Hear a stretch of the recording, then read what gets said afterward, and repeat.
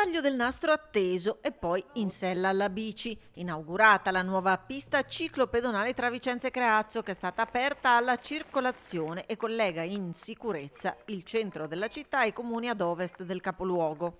Questo è un anello che si collega con l'Ovest vicentino. Sabato scorso è stata inaugurata un'altra ciclabile a Montecchio Maggiore che fa il collegamento con Montebello, si arriva ai confini di Verona, di conseguenza Verona-Vicenza, un percorso interprovinciale che poi proseguirà verso Venezia e di conseguenza un'arteria ciclabile per, in questo caso parliamo di turismo, interessa tutto il nord Italia.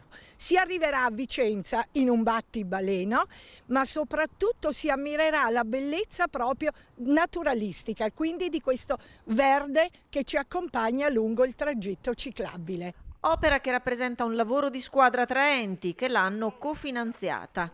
Per quanto riguarda il tratto nel comune di Vicenza, l'infrastruttura ha uno sviluppo di 1600 metri in continuità con la ciclabile proveniente da Creazzo, Sovizzo e Montecchio Maggiore.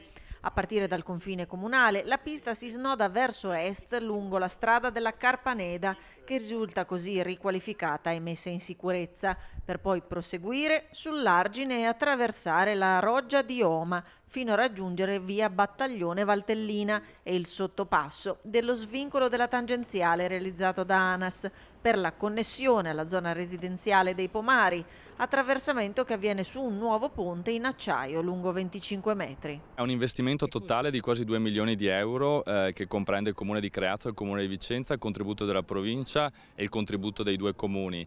È una pista ciclabile che si sviluppa di fatto al confine tra i due comuni in un percorso naturalistico veramente molto bello, ma soprattutto che ci dà la possibilità anche di abbattere gli spostamenti casa-lavoro in auto, perché è una valida alternativa all'automobile, ripeto, in un percorso che dal comune di Creazzo entra all'interno della città di Vicenza.